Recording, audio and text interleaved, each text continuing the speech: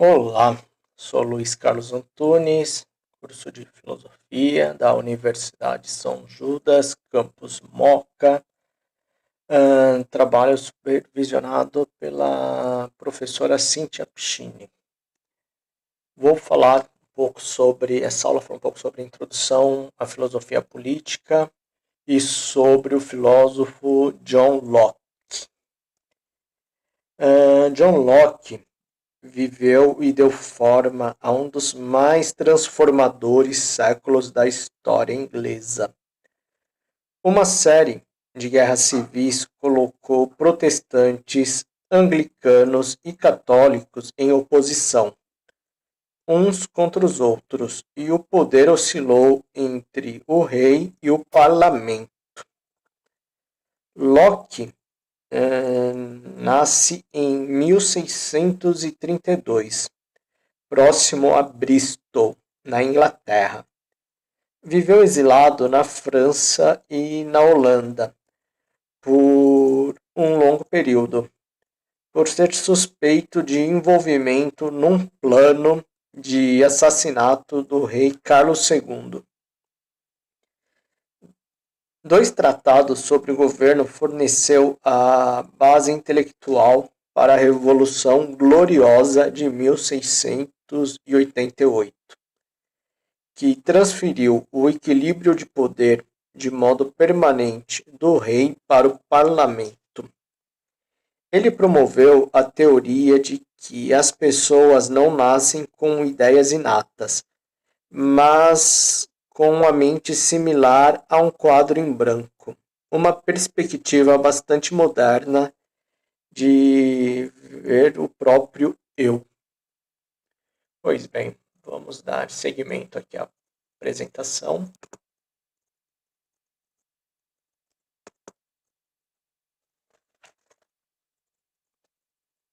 Vamos lá. Uma importante questão na teoria política diz respeito ao papel do governo e as funções que deve desempenhar. Igualmente importante é a questão do que dá ao governo o direito de governar, bem como o dos limites da autoridade governamental. Alguns eruditos medievais argumentavam que os reis tinham o direito de governar, dado por Deus, enquanto outros proclamavam que a nobreza tinha um direito de nascença para governar. Pensadores iluministas começaram a desafiar essas doutrinas. Mas se o poder de governar não foi dado pela vontade divina ou por nascimento, então eram necessárias outras fontes de legitimidade.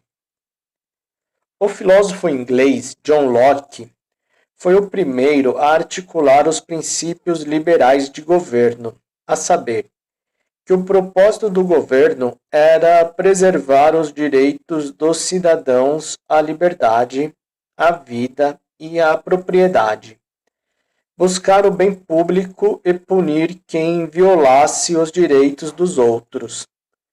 Legislar tornou-se, portanto, a função suprema do governo.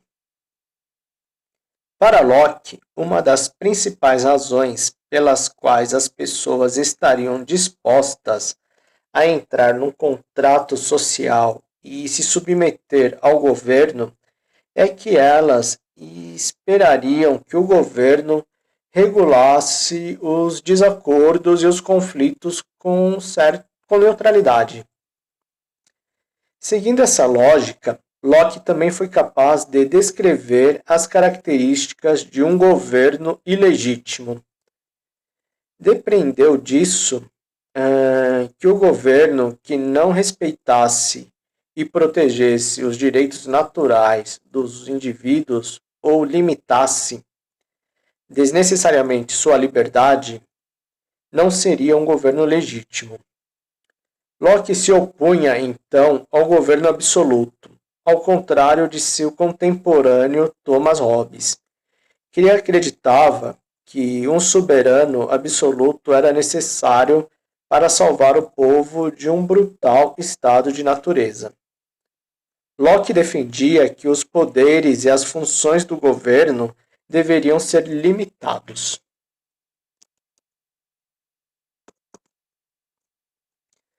Da centralidade das leis. A maior parte dos escritos de Locke sobre filosofia política estava centrada nos direitos e nas leis. Ele definiu o poder político como um direito de fazer leis com penas de morte.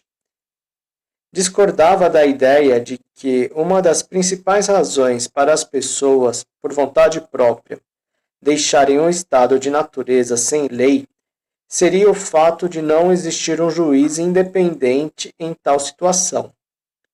Era preferível garantir ao governo o monopólio da violência e das condenações para assegurar um justo Estado de Direito. Além disso, para Locke, um governo legítimo manteria o princípio da separação dos poderes legislativos e executivo. O poder legislativo seria superior ao executivo. O primeiro teria o poder supremo de estabelecer regras gerais nos assuntos do governo, enquanto o último só seria responsável por impor a lei em casos específicos. Uma das razões da centralidade das leis nos escritos de Locke é que elas protegem a liberdade. O propósito da lei não é abolir ou restringir, mas preservar e aumentar a liberdade. Na sociedade política, Locke acreditava que, onde não há lei, não há liberdade. As leis, portanto, restringem e garantem a liberdade. Viver em liberdade não é viver sem leis, num estado de natureza. Locke disse que a liberdade não é, como nos foi dito, uma permissão para todos os homens agirem como lhe apraz, né? Quem poderia ser livre se outras pessoas pudessem lhe impor seus caprichos?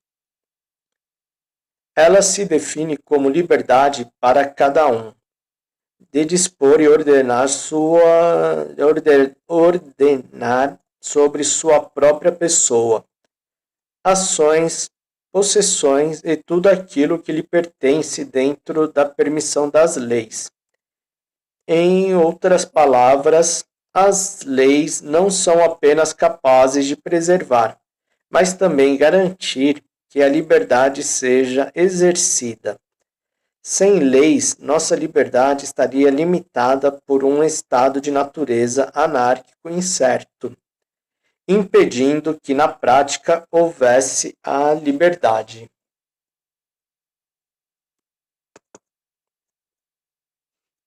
O governo. O propósito do governo. As questões da legitimidade era central no pensamento político de Locke. Seguindo o exemplo de Hobbes, ele buscou deduzir o legítimo papel do governo baseado no entendimento do estado humano de natureza. Locke concordou com Hobbes que um governo legítimo seria baseado num contrato social entre os indivíduos na sociedade. O problema com o estado de natureza é que não haveria juízes ou uma polícia para impor a lei. As pessoas estariam dispostas a entrar na sociedade civil para que o governo assumisse esse papel. Esse seria, portanto, um papel legítimo para o governo. Outro aspecto importante de um governo legítimo seria o comando por meio do consenso do povo. Para Locke, isso não significava necessariamente uma democracia. A maioria poderia, de forma racional, decidir que um monarca uma aristocracia ou uma assembleia democrática deveria governar.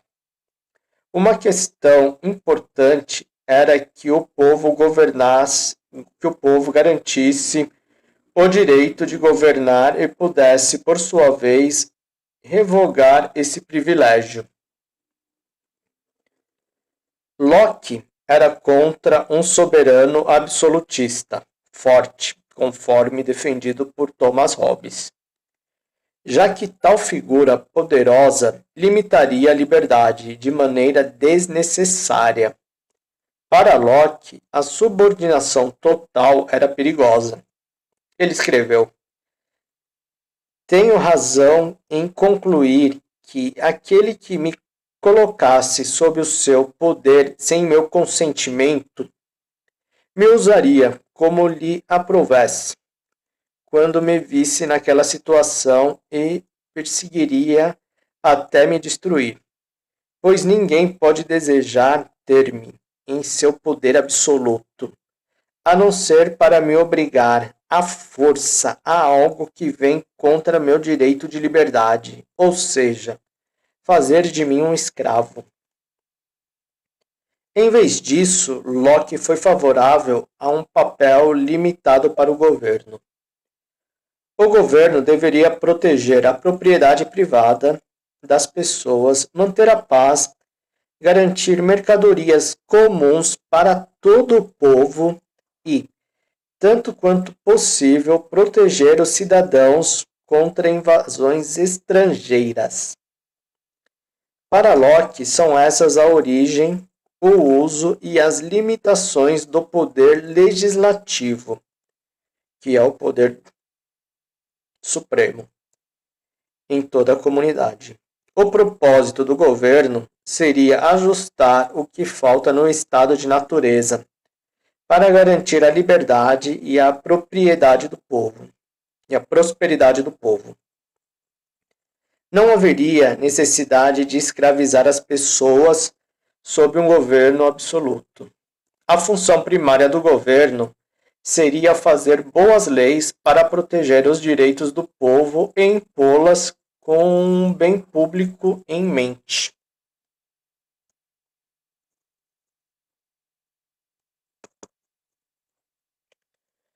O direito à revolta. A distinção de Locke entre governos legítimos e ilegítimos também carrega em si a ideia de que a oposição a um governo ilegítimo é aceitável. Locke descreveu um leque de cenários nos quais o povo teria o direito de se revoltar, de modo a recuperar o poder concedido ao governo.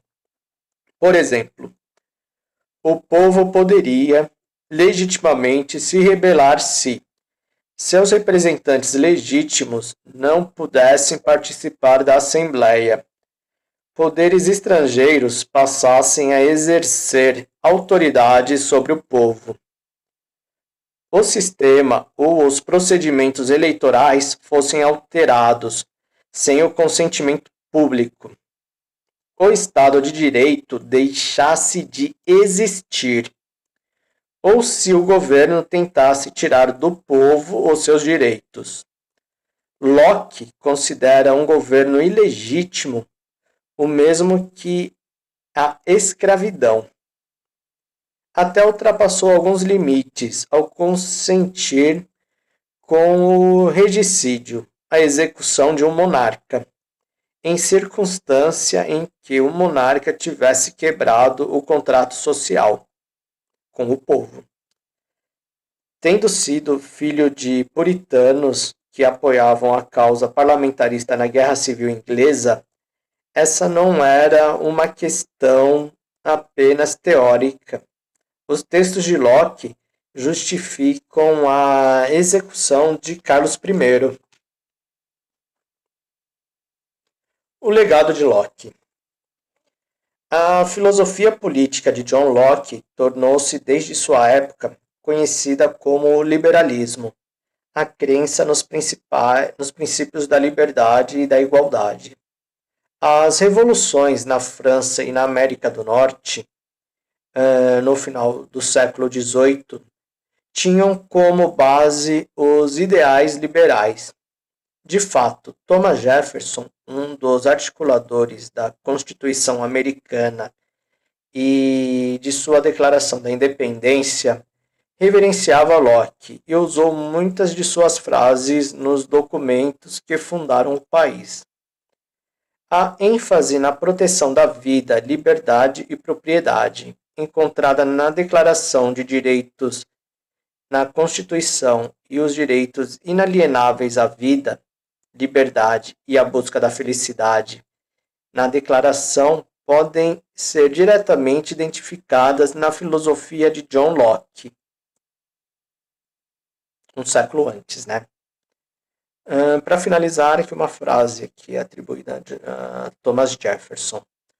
Uma declaração de direitos é a garantia do povo contra qualquer governo e contra a qual nenhum governo pode se opor ou interferir. Sim, percebe-se claramente aqui a influência do filósofo John Locke nessa frase. Bom, pessoal, é isso. Obrigado e até a próxima.